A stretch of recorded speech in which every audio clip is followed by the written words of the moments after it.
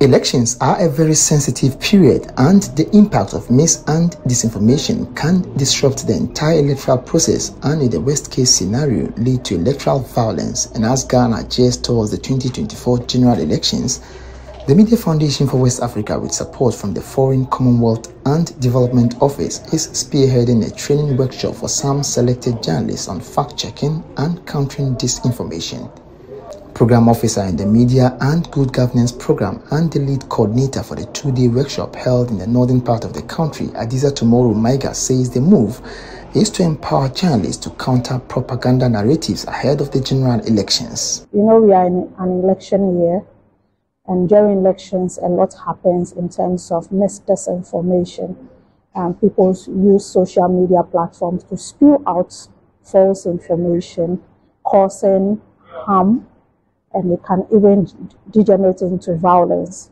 So at the Media Foundation for West Africa, with funding from FCDO, we have rolled out these capacity building workshops in 7 out of the 16 regions of Ghana, essentially to build the capacities of journalists, to equip them with skills to be able to counter misinformation during this election nearing period. To the 25 selected media practitioners across the Bono East and the 5 northern regions, what does this training session mean to them, and how do they intend to use the knowledge gained to educate the masses about the dangers of mis- and disinformation?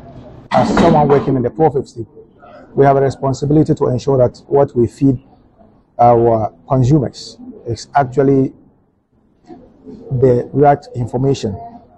And so this exercise has given me the skills and has built my competence to be able to fact-check information before I put it out to my followers.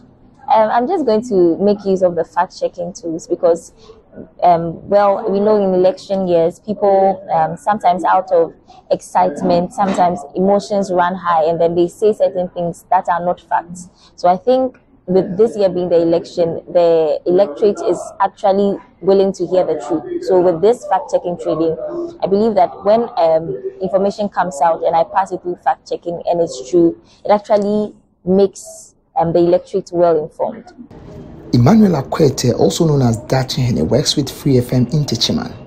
He lauded the Media Foundation for West Africa for the training and called on government and other stakeholders to support such ventures to help minimize conflicts during elections.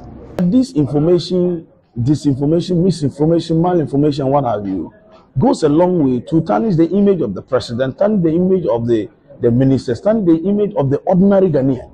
But we don't want to spend money in educating the citizenry, in knowing how to identify falsehood and propagate the truths.